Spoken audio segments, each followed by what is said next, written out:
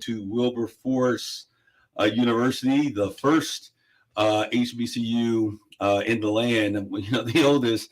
And it was like a coming to America ceremony. Started with drum beats and dancers, the chants, the noise. It was absolutely exciting. And I was it was such a fun opportunity to be able to be there. And I never experienced it before. So it was really quite the occasion. So some of you that are out there that are listening in, I see what you're talking about. I see you guys are totally amped and geeked about the HBCU that you went to, the experience. And, one of the things that I always used to look at is the fact that, the camaraderie and the brotherhood, sisterhood that came from those places. And we could never really relate to those things. And now I see a whole nother the whole celebration was something for the record books.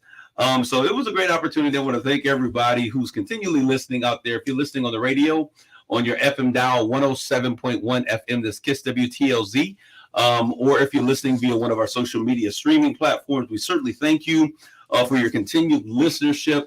We want to remind you that this show and other shows can be aired in their entirety by going to kisswtlz.com. When you get there, it shows shows on there. Scroll down to Sunday, you'll see this beautiful face right here, and you can click on it. And this show and other shows, Rob makes into a podcast. And we can also be caught on our other platform, which is, Rob? The Odyssey app and kisswtlz.com. And on Facebook as well. All right. So we are glad to be with you guys today. We're going to get straight to what's on my mind for today. We are supposed to have a guest in studio with us today. And if that happens, it happens. If not, then Rob, it's going to be me and you. We're going to be chilling together. However, I do want to warn y'all that there is a semifinal NBA championship series that is going on that will make you snatch your wig off if you're watching. I don't know if you guys have been paying attention. Rob, you're not a big sports person, are you? No. Okay, he's like, no. So don't ask me because I'm not watching. But I hear things. I'm not totally in the dark about some things, Okay, so we understand. Those of you who are baller heads, I'm a baller head. I love basketball. However, I did boycott. I'm going to tell you, I boycotted the NBA for 2 years. And I was mad about that 2000 strike that they did for social justice that lasted a day, that they really got nothing but one of the stadiums becomes a voting precinct, and they probably even changed it back to whatever they were. So I don't know what they were supposed to be doing, but they boycotted for one day because they couldn't stop getting them checks. They stopped those checks, Rob. It'll get you where it counts. That happened in 2022, or was that? That was in 2020. Oh, that's what I thought. Yeah, in 2020, that one-day protest. I was like, y'all could have really made a difference. They had the eyes because everything was shut down. So sports was how we were being entertained. And so I was mad. So, I got on my soapbox and I began to do my own private protests. They didn't care. They kept playing basketball. But in that 2 years, man, so much has changed. Some of the new guys that have come into the league, I feel like a kid in a candy store seeing everything and all of this new talent all over again. But, it's those consummate professionals that we continually look to and that for our NBA entertainment. For those of you who are listening, man, the LA series, I mean, it's basketball all the way around. Honestly, I'm seeing amazing basketball. But the series that is happening between the Lakers and the Warriors, I believe that this is going to going to go to a game 7. The Lakers are currently leading the series 2-1.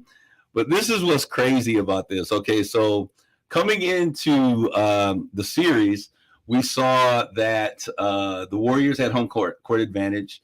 And it was crazy seeing Draymond Green, during the national anthem, getting ready with the Warriors, or the pregame services, getting ready with the Warriors on one side. And the Warriors had on their black and gold uniforms, attires, warm-ups is what it was.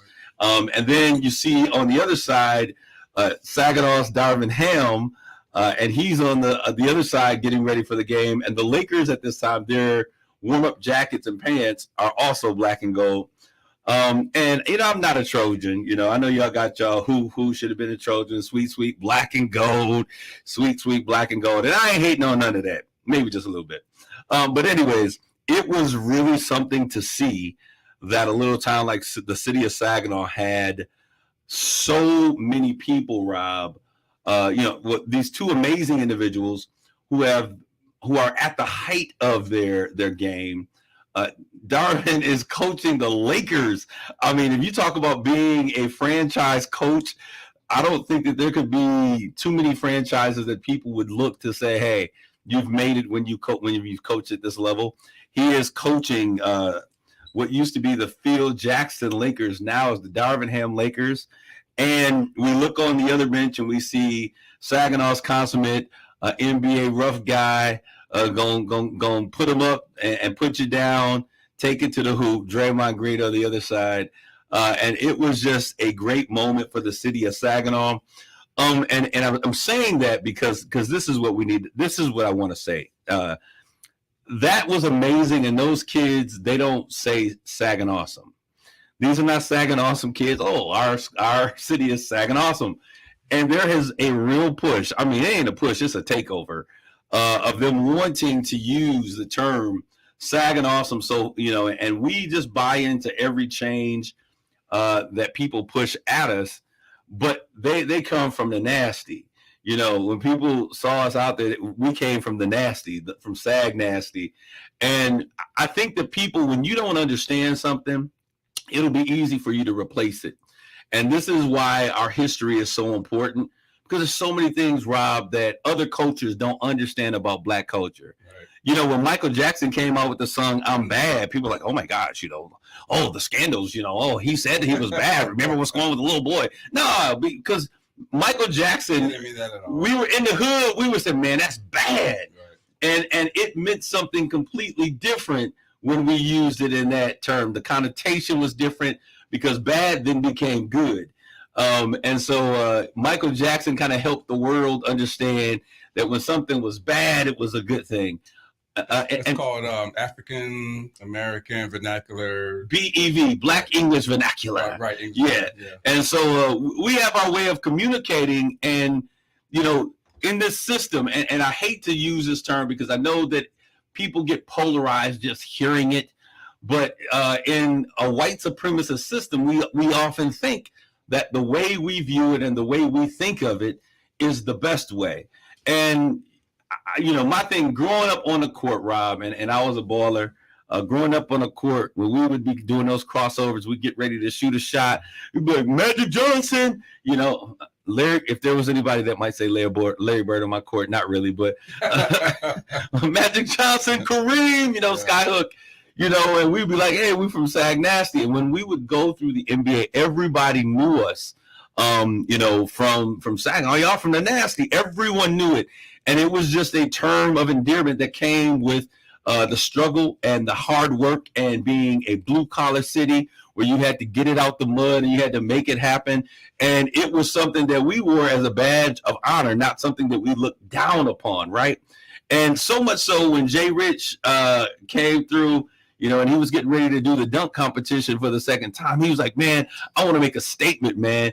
And so he had Sag Nasty printed across his two forearms. So when he put his fists together, you could see Sag Nasty going across. He didn't do that because it was a derogatory term. He did it as a term of endearment for the city that he loved. And when he won that championship dunk and they put the cameras on him, he put the fists together and you saw Sag Nasty going across. And the whole world was trying to figure out what Sag Nasty was. And so it is a term of endearment for those of us who grew up in the community, for those of us who have ever hit the asphalt and played basketball or whatever it is on one of the courts in the neighborhoods. It was what we called ourselves. And yes, it was a rough city. Yes, we were growing up, but it has a sense of nostalgia for many of us that is not a bad terminology. And so now there is this change that we want. It's still Sag Nasty for me. I got you, my man.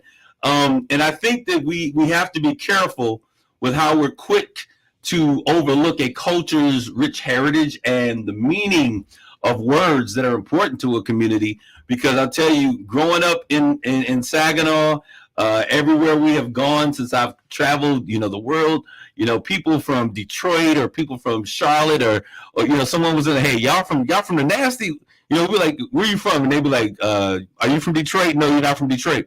Where are you from? Saginaw. They was like, the nasty. You'd be like, yeah, that's where we're from, And it is a term of endearment. It is something that I love about our people. People can be Saginawsome. Those aren't even terms that would make it on most of our community streets. But if y'all want to be Saginawsome, I think it's amazing. We'll be Saginawsome, but understand the heritage and the richness that comes with the term Sag Nasty, because we live in the nasty. And Janet Jackson said, what? Nasty boys. She put us on the mark because people were talking about it.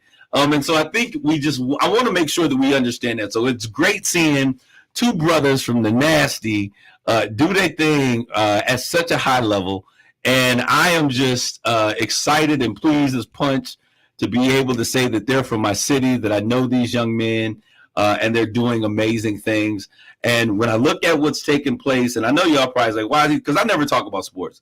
And that's where I come from, sports. But I want to take this time because this is a moment to be celebrated for the city of Saginaw. I look at these two brothers and I think about what's going on. And really what I see, Rob, here is really a game that is evolving. And now I think that we're seeing the power of what coaching does. These guys are amazing athletes. I take nothing away. If we're going to talk about which team is the most talented team, we would definitely say the Golden State Warriors. They are loaded with talent. Even their bench is super talented. But, the Lakers have the best, and I'm not a LeBron James flunky. I'm not on the bandwagon. I think he's one of the most amazing men off the court in terms of what he does philanthropically, because he is really changing a community one kid at a time. But he is really touted to be one of the best players of all time. And you see these things, but to see these coaches and to see the adjustment that Darvin Ham made from game number 2 to game number 3 was absolutely, it was so exciting. He was like a madman in the laboratory, looking at all of the pieces of the puzzle, making adjustments. And so the Lakers got blown out in game 2, the second game in Oakland, an arena which I was in for 7 years. I know that arena very, very well. But the adjustments took place game number 1 in LA. Mr. Ham, Coach Ham, made those adjustments, and we saw what took place with him. And they came out and they returned the favor. So tonight, I'm looking to see what adjustments will take place as we are now 2-1, 2 games versus 1. The Lakers are leading that series, and I think that it's going to be a fun 7-game series. And whoever wins, be it the Lakers or the Warriors, Sag Nasty wins, because we got guys that will move on to that next level. So I just had to get that off my chest and just share that just a little bit. We got great games going on tonight, but I wanted to talk about my guys that were from the Nasty, Sag Nasty 989. All right, the next thing, I wish somebody would love Chris Brown enough to sit him down and have a conversation with them, have a real heart-to-heart, because what we're hearing, and it was crazy because you're still smiling at the excitement in my voice. I am truly excited, Sharice Steele Phillips, about this amazing opportunity for our city and for our guys.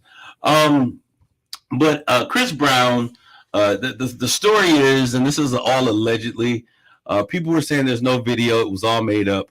Well, TMZ is producing video of Usher and Chris Brown getting into it. We know Usher's lover and friends. He is grown and mature. Chris Brown has had a series of infractions and issues, allegedly and truthfully, one of those being drug issues. And there are videos that are all on TikTok circulating, allegedly, of him having, using drugs and different things at nightclubs. And this is what I hate. I hate when our celebrities are so great that there's nobody to love them. There's no uncles out there from the village. There's no grandfather, because they surround themselves with industry people, Rob. And so it becomes difficult for folks who would be bold enough to say something to have the access to be able to say something. And so there's allegedly a fight there. We know the whole story. I was really starting to feel bad because I feel like they blackballed him for life for the Rihanna situation, and he was young at that time. And he's one of our amazing talents. I think that if there's anybody, and this is my opinion, who could step into the role of being Michael Jackson-esque, he doesn't have the personality I think that Jackson has, but he definitely has a talent and a swagger that the world loves. However, he needs folks around him from the village to tap him on the shoulder like, this is not serving you well, young man. So there was supposedly a fight there. Usher's throwing the guy a party at a roller rink. How do you get into a fight with somebody who throws you a party? I don't understand the foolishness, but I do understand what happened, Rob. Usually that happens when somebody has had too much to drink and is not thinking usually with their cooler heads. So, allegedly he said something to Tiana Taylor, who is an amazing talent. I did not realize exactly how amazing she is as an artist, who is the bad girl in Usher Raymond's song as he performs it in concert. And he disrespected her. Usher, being the man that he is, said, hey, listen, we need to put some spec on her name. Don't disrespect her, calling her out her name. And a disruption ensued. I certainly hope, they're trying to play it down with the words, Rob, because they know that one more issue and Chris Brown's career is going to be over. It's crazy, but I've seen this happen so many times. We've seen so many of our greats. Somebody would have just had a real conversation with Whitney, but a person has to have a desire to want to be better than where they are as well. So, bro, I hope you wake up and realize that you absolutely have. Shar Goolsby, she says she's worked with and for many celebrities, and they could always count on me to give it to them straight. And Shar, I 1,010% believe you when you say that. I know that you are someone that celebrities go to for etiquette, for training, to get things done. And that's why we love you here at Straight Talk. All right, so we're going to keep moving on. Rob, this is entertainment, and we got to cover it because this is where people are. I need to ask the question, is wholesome entertainment a thing of the past? Is there going to be a time that we get back to wholesome entertainment? I thought for a while, with Tyler Perry, he came out with the Medea plays and different things, and it was something you could take the family to and everybody laugh about. But now all of his his sisters and P-Val, all of these shows that are out there, we get connected to them and people are absorbed by them. But we're no longer talking about shows that have any family quality, at least not to me. And I asked that because we just saw Basketball Wives just go off the air. I could not stomach to watch that. When it first came on, it was interesting to see some of the players' wives who I knew. And when I watched them on TV, I said, wow, they are messy. They're as messy on TV as they are in real life. And that was true. And that's my opinion, but that's truth according to Kareem. And so, I just kind of thought like, okay, this series is over. They brought this thing back. Shawnee's now the first lady of a church. I don't know how you're going to be the first lady of a church and still be responsible for producing this crazy gossip that's filled with trash. But it is what it is. But also, I asked that because Atlanta Housewives are returning tonight. And that show is the number one series in a grouping of housewives that Bravo puts on. You got the white guy Andy over there just creating a system of chaos in which the world loves to watch. And our franchise, of course, the one where the blacks are in Atlanta, ranks number one among drama. So it's Candy Burris, Kenya Moore, Sonia Richards Ross, who is an Olympic gold medalist, Drew Sidor, actress Marlo Hampton, Sheree Whitfield, all of these individuals now coming on. Tonight airs their first episode of the show, and I saw a trailer of it that was online, and it was drama filled. Rob, are we ever going to go back to the days where Black women could work together and enjoy each other and appreciate each other and celebrate each other, where Black men are talking to women with dignity and respect, and they don't have to be somebody's hoe or something else? Or is that nostalgia of a day gone by? Keeping it straight, I don't watch such shows, and I think that such shows are beneath Black women, Black men, period. I never watched them. I would never encourage anyone to watch that stuff. You know, I call it trash, personally. I don't believe in drama and that sort of thing. So I just, no offense to those who watch it. I personally refuse to watch it. I watched a couple episodes when it first came out and, years ago, and I said, you know what? I'm just not a drama person who feeds into that sort of thing, because I've seen it in my life growing up in my neighborhood in Philadelphia.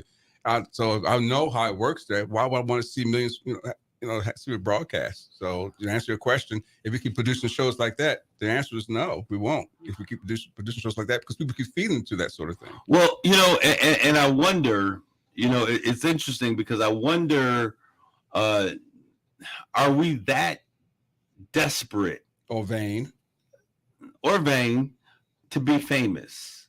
Do we have such a desire to be famous, to be known, to be rich and wealthy, that we would be willing to really set a course, which I believe has the ability to degrade who we are as a people, our legacy to entertainment to a great degree, because there's no more acting. Everything is a sound bite. And this perception as to who you are. If I saw any of those actors in the street, I would have this perception, because I said, well, I see you on TV. I see what you do there. I'm going to assume that's your life in real life. Well, Rob, when you see the chaos that surrounds these individuals, it's kind of one of those things where you say, this is your life. So anyways, that is happening. I hope that you guys really begin to decipher the difference between reality. I remember when we celebrated people such as, and these are people that we looked at, like the Sidney Poitiers, yes, the Earthy Kitts, yes, the Denzel. I mean, Denzel yes. is even in my lifetime, but we still say the Denzel Washington. There is the Michael B. Jordans that are growing up with a great deal of artistic expression. But, we need to really get back to owning the craft. And getting class. And getting some, right. Putting a different, but hey, drama sells. We tend to be the ones that create the most drama. And it seems like that is where the world wants us to be. Oh. We have stepped into a box that I think that the world, they love to see us clowning. We were Chicken George and Roots. And now we are putting on a show for everybody else. Ms. Phillips says, shows now appeal to the viewers that want to see their lives played out on TV, which in my opinion does not equate to entertainment. Yep. So I guess if you got drama in your life, then you want to see people who portray a drama that you can relate to. But we had the Huxtables, and they were portraying something that we could aspire to. And so what has happened to the spirit of aspiration, the spirit of inspiration, that we aspire one another to be our greatest selves versus capitalizing, as Ms. Phillips said. I think that is a great way to point that out. We watch it because their drama can help us to relate to the drama that we're dealing with, and somehow we feel like there's somebody that can relate to it. It's time for us to begin to really think about this, because we're setting a path. Dollars, and this is what dollars are going to be spent in the areas that get the most attention. And so if you're not creating drama, things that are whole, things that are healthy, when we talk about, hey, we want you to cover our schools, we want you to cover these tech programs, we want you to cover, these women working together, teaching young women what it means in a sewing circle. Those things lose their value if all we do is chase after things that create drama. So we want to make sure that we're keeping that in mind. So we need some people who are artistic. And I say this, there's a young lady, Kimberly Pruitt. She's been putting content on social media. And when I saw it, I was like, this is amazing content, Rob. It's family friendly use, and kids can watch it. Simple things that are absolutely hilarious. I remember one of the videos in particular, and I'm going to have to share it to the page, where she was actually, her husband hated her gum smacking. And so that was what the entire short movie was about, her and him, and being driven crazy because she was a gum smacker. But it was just fun, lighthearted, entertainment. We got to get back to having that kind of stuff, because I'm going to tell you, I'm having conversations with our young people, Rob, and it's disheartening. You know, we did a skit recently with the kids, and they were working on their podcast, because my kids from DTA, Dow Treasure Academy, they want to put together a podcast. So we separated them in groups and allowed them to come up with their own content and what they were working on. And some of them, the subject matter that came out of these podcasts, I was kind of blown away. I could not even, what's the term? I couldn't give them a valuable critique, because the content matter was so far away from where I thought that they should be as young minds, as 14, 15, 16-year-old kids. They should be young and having fun, and we should be having content. You know, maybe you like boys, but not talking about getting under some dude when he come up. It was just, it was the craziest thing, but it was something that I needed to see, something that I needed to hear, because parents, we got to have a real conversation, because there's a lot going on that you think that your kids are being entertained because they aren't bothering you. They're not, causing you any stress. They're in their room by them. Rob, this happens a lot. Oh, I don't doubt it. I don't doubt it. So they're in their room. Good evening, my brother Terry. They're in their room. They're not bothering anybody. They're not a problem, as long as they let me do what I need to do and they're not driving me crazy. Let them do what they're doing. But social media platforms have brought the worst of the world, everything in the world. I mean, pornography is not even a thing. We used to have to work to try to get a couple, magazines that we would hide underneath the mattress and that kind of stuff. But, if your parents had HBO, every now and then you might see some breast on TV, or if they had, don't let it be Cinemax or Showtime. Right. You could sneak downstairs and see something on TV maybe that you shouldn't have to see. But there was an effort that had to be made in order to be able to see. The family made the effort. The family, and you kept everything inside the house. So the family made the effort. The parents have to make the effort. But if you're a parent that doesn't care anyway, your kids are not going to care, because your kids emulate what your parents are doing. Rob, what I'm saying is that unfettered use, and we're talking for 14, 15. You got to really start paying attention to what your kids are looking at. Marley and Logan have no phones or TV, and it's crazy, and they said that when kids don't have phones and TV, they tend to do better academically. I'm going to tell you what happens. It takes a little bit longer for the world to rob them of their innocence, is what I'm saying, Rob, because now 11-year-olds, 10-year-olds, 8-year-olds, 6-year-olds have phones. And phones, parents don't realize, it's not just about playing games. Those kids are not playing games on there.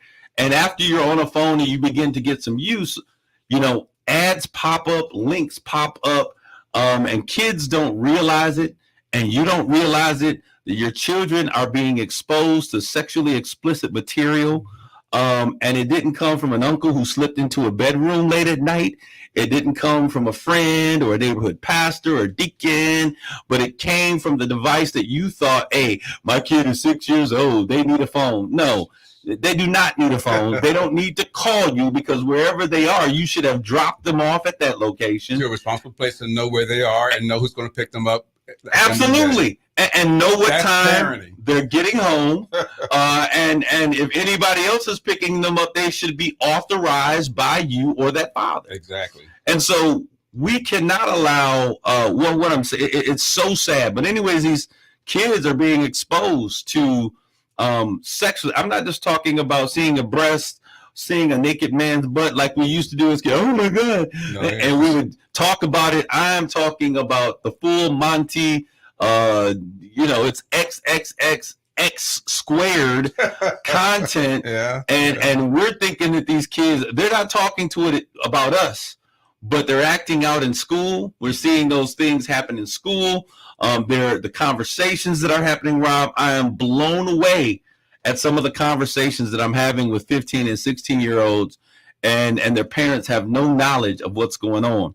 Then we got cool aunties and cool uncles and cool mentors who out there think, okay, well, I'm not going to say anything because I don't want to violate their privacy. Privacy? What privacy are we talking about? Don't get me started. I mean, Rob, but these are serious things that we have to address as the village.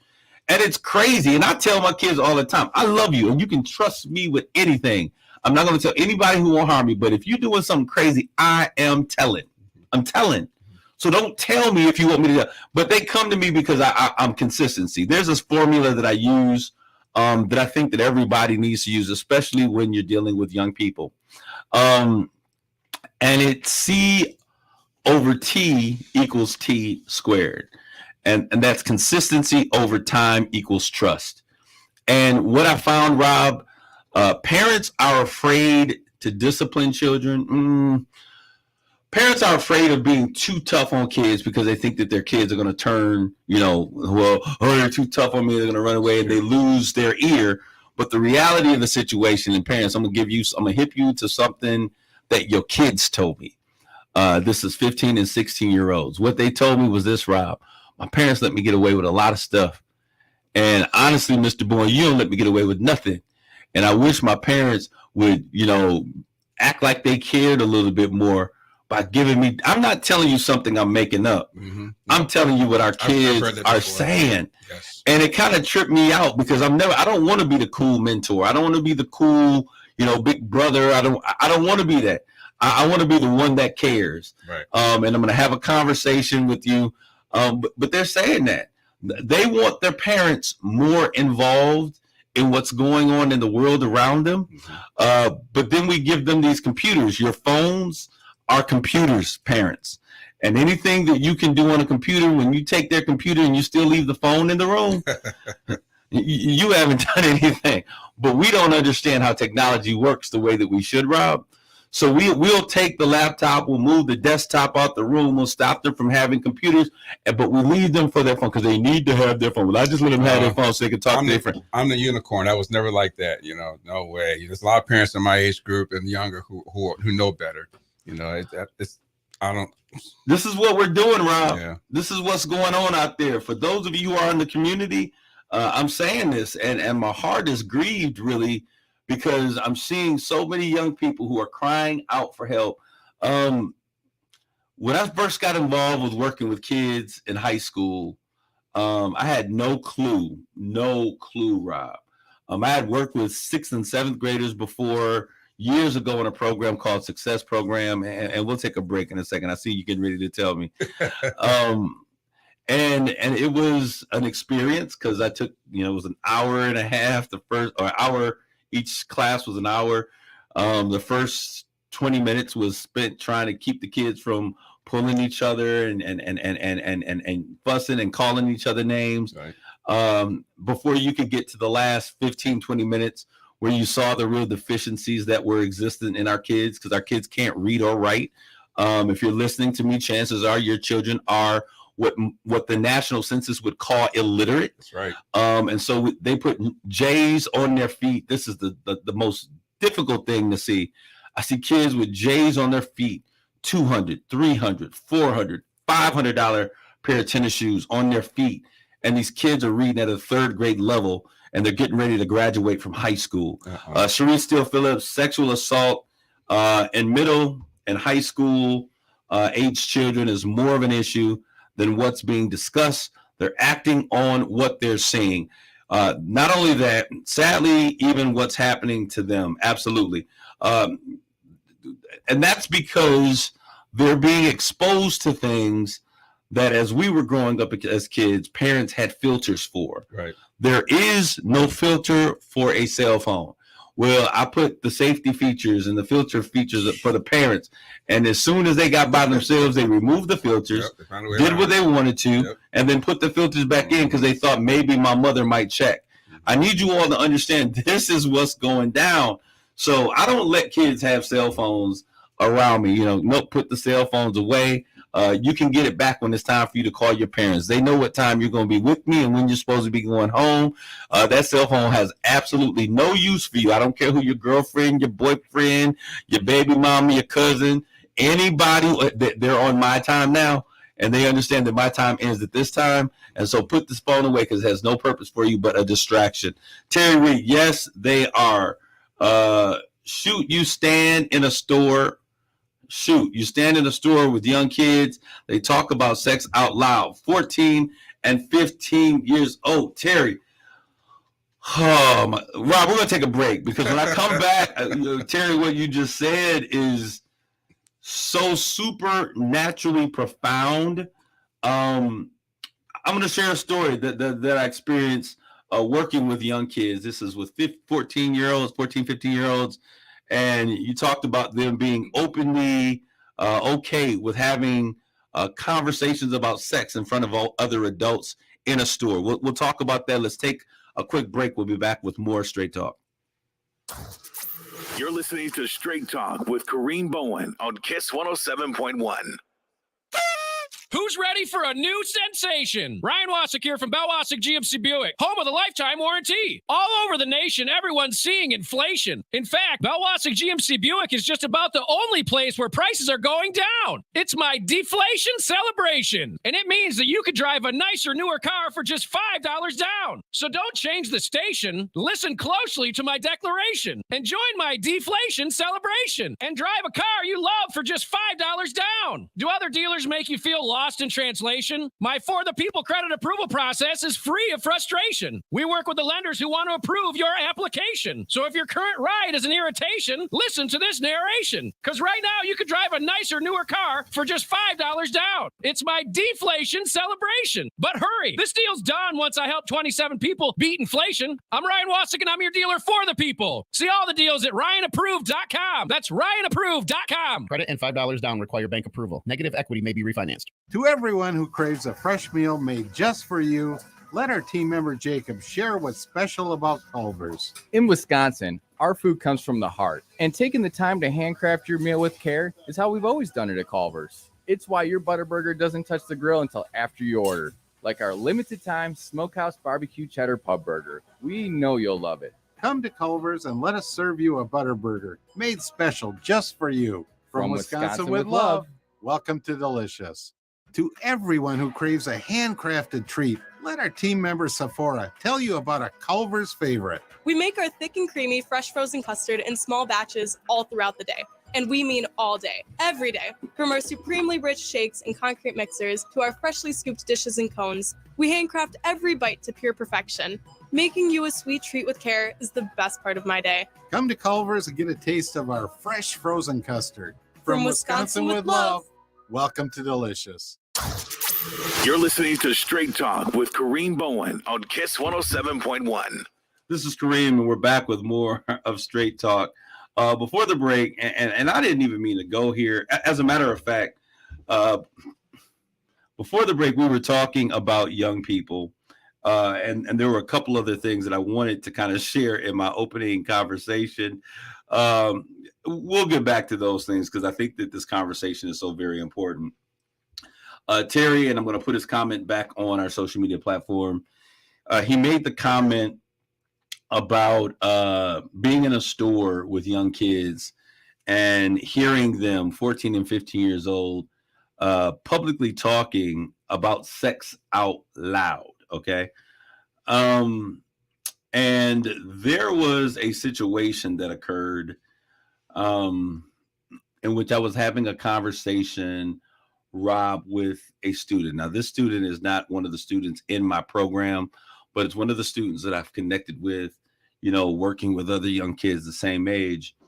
And the student began to talk about being afraid of getting in trouble because their family was going to find out about some videos that were circulating that they were a part of. And, so I'm sitting there going, what are you talking? I'm trying to feed, I'm trying to feel out like what's going on, like what are these videos about? Because I'm telling you, The OnlyFans videos, the OF videos. I mean, but they were sexually explicit videos. OnlyFans videos that these kids were making, and your kids are a part of. Yep. Understand me, parents. I don't care how good little Johnny and little Sarah or Shaquisha or Ray or Lele, Daquan, whatever the name is. They're participating in these little things, and the crazy thing is, Rob, that some of these things are happening right under your noses. Some of these things are also happening in our schools, and this was the thing that got me. So they were recording these videos,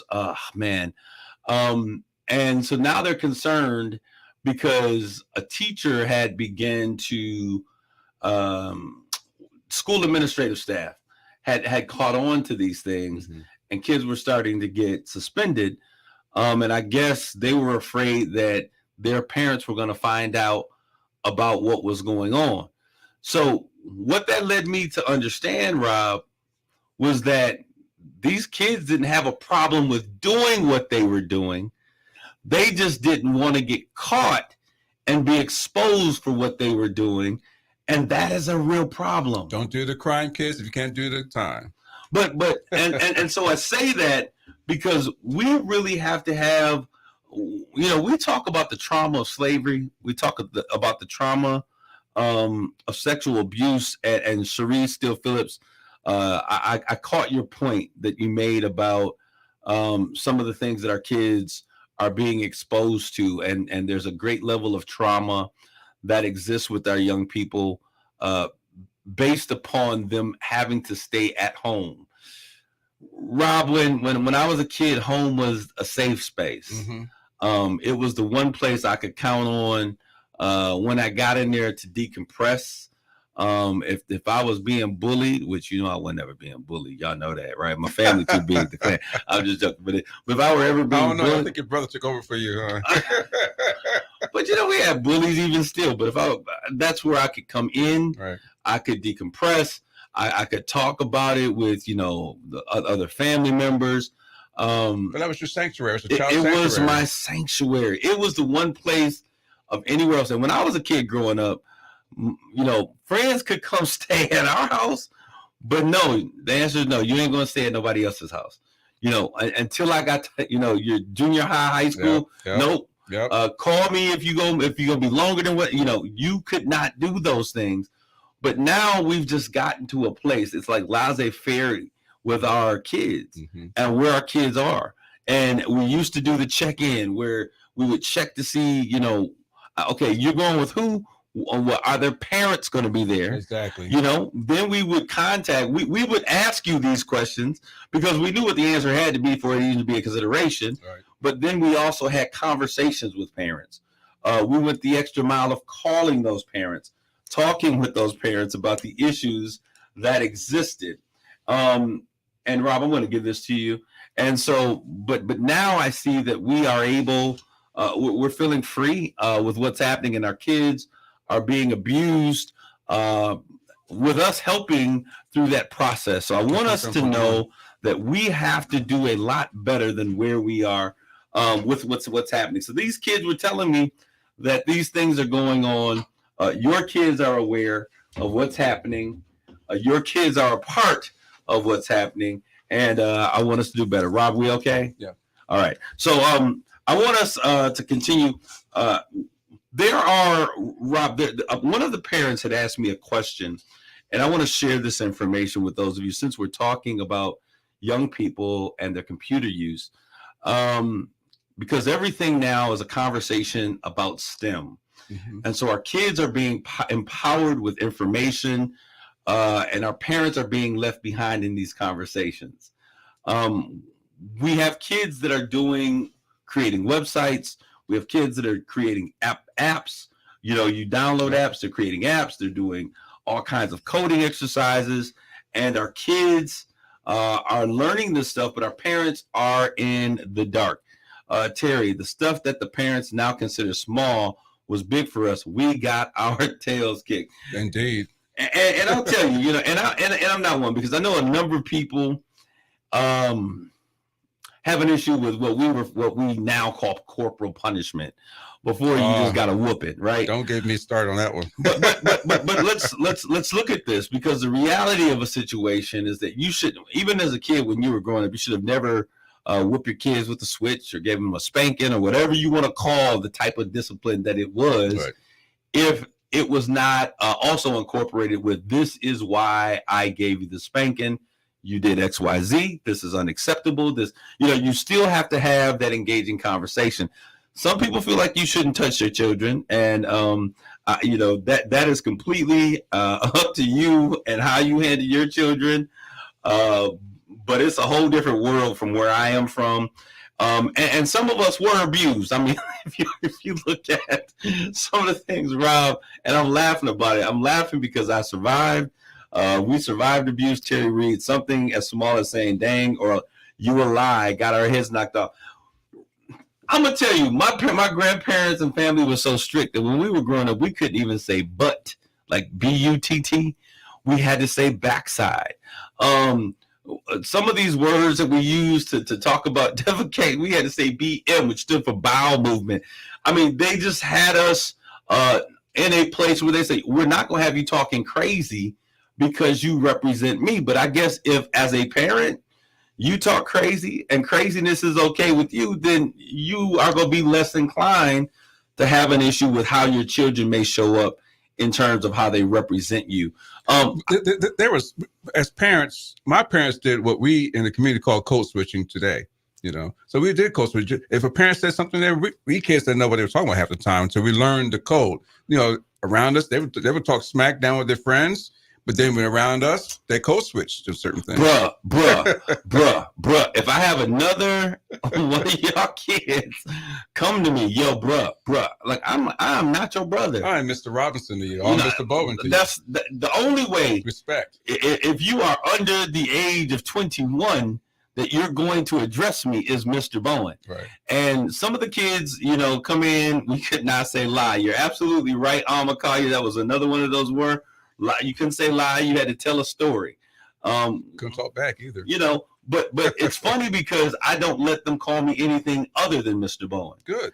And so when I look at that, and I look at how I'm in school, I'm in public places, and I hear kids saying bruh, and they're talking to parents. Mm-mm. And by their first names because they think that it's cool. This is a language. This is a lingo.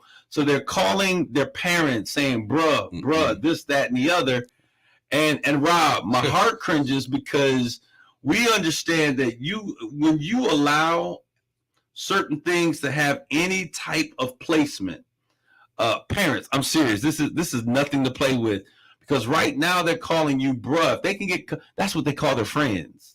So if they can address you the way that they address their friends, simply by saying bruh, and they joke with it, what do you think happens? You give them, 6 months to another year, and they don't like something, they're going to address you and begin to address you the way they address their friends. Parents cannot fraternize with their children and have to have a line of have a thick line of not crossing their line of familiarity. Okay, I am not your brother.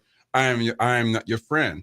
I can be friendly towards you, but I'm still your father, or your mother's case may be, or your aunt or your grandmother.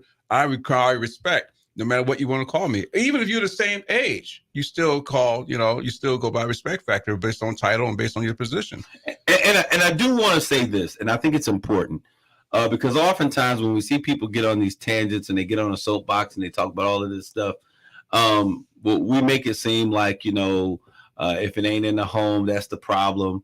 But the funny thing is that we have so many parents who are out here, who are doing their best, who are teaching some of the things that we talked about, Rob, who talk about respecting adults, who talk about, don't be sagging with your pants down, don't be talking crazy in public.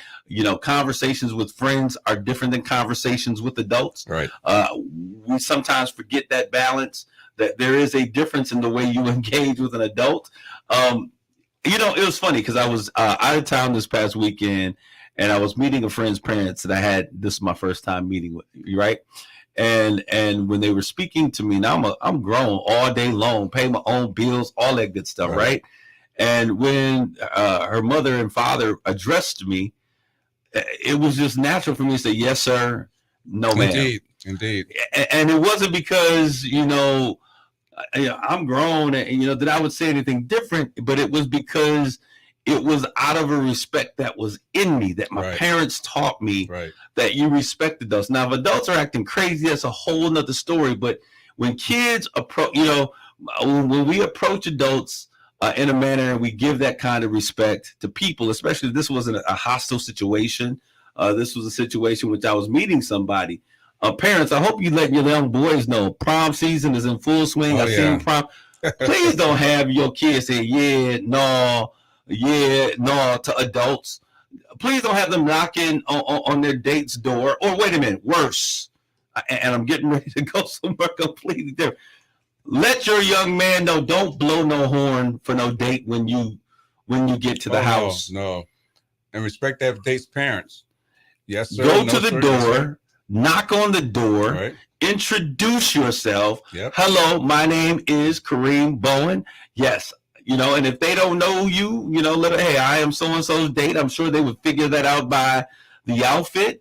And it's yes, ma'am. That's right. No, ma'am. Yep. Yes, sir. No, sir. Let's teach our young men the art of engagement as it relates to the whole thing called the courting process. See, proms and all of this stuff was all a part of how people were supposed to learn to engage, the proper way to engage.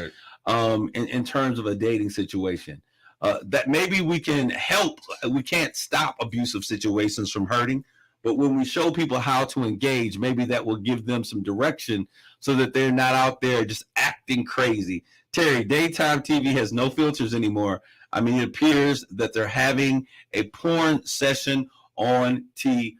You're so right. My grandmom had choice words for anyone who blew the horn when they pulled up. I know my grandmother used to say, if somebody come up here and they blow the horn, you are not going out that door. And I would remember my little cousins, because they liked them so much. They would sit there and they would be going through these situations and all of this other stuff. Rob, but my grandmother's like, I don't care how much you like them. They obviously don't like you enough. If they think they're going to come to this house, blow the horn, and I'm going to just let my no, you ain't going nowhere. and so in our world, Rob, whatever grandma and granddad said, it ruled the entire situation. Who out there blowing?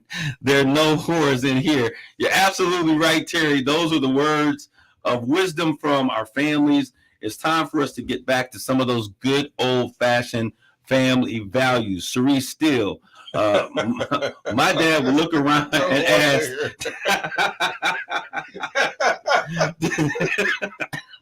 thanks, Terry. I needed that laugh. Did somebody call a taxi? Did somebody call a taxi? Let's get back to teaching our young men some etiquette. I know Shar was in the social stream earlier. I'm not sure if she's still here. She is Shar Goolsby. She is an amazing individual and does an amazing job on teaching etiquette and social graces. And I need you all to understand now, when we talk about etiquette, many of us are thinking about what knife and fork to use. Where's the soup spoon go? Where do we start? On a full plated dinner service. But the fact of the matter is that etiquette, that's a part of it, but it has evolved because there's now assumption. I had to say, yes, ma'am, no, sir. These kids got it easy. And no, they don't have it easy. Actually, it's sad because they're doing themselves a disservice, Deidre. When we don't challenge them to be great, they'll never show up the way that they absolutely can. But now etiquette includes social graces. It now includes how you show up on social media. I had a conversation with a couple CEOs of big corporations, and they were saying that one of the easiest ways that they've been able to, whenever they have a big hiring thing, Rob, or they have a big pool of individuals that have to be interviewed for a job. One of the best ways that they found to cut down on the number of people that they need to interview was by going to people's social media pages. Yeah, I've heard that. And seeing the content that's on those social media pages, what these people are representing, because most people don't recognize, and I tell our young kids this all the time, and I hope our adults are listening as well, you are your own corporation. And how you present yourself lets us know what the core values of are your corporation. They let us know what you stand for. They let us know what your focus is and where you invest your resources. And so companies have also begun to use those same platforms that this is my page. I should be able to do what I want to do. It's my time that you're wilding out on. Companies are using those pages now to discredit and to remove you from interviewing pools. So if you've had a great resume, you've got great credentials, and you're not getting calls back, check your social media platforms. We have to remember kids are making kids and don't really have those parenting skills. Hence, it's what we're seeing now. You're absolutely right, Terry. But like I was saying, we can also raise our kids to the best of our abilities with great intentions, give them all of the things that we need.